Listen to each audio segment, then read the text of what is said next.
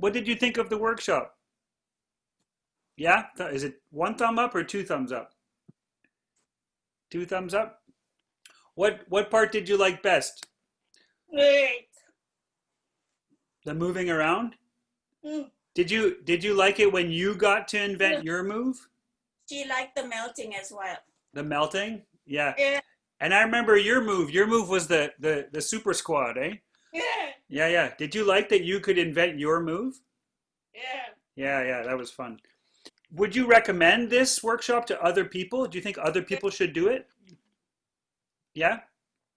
Do you have some friends you think that would like it? She's got nieces that might enjoy it, younger nieces. Yeah. Um, so they might enjoy it. Yeah. Yeah.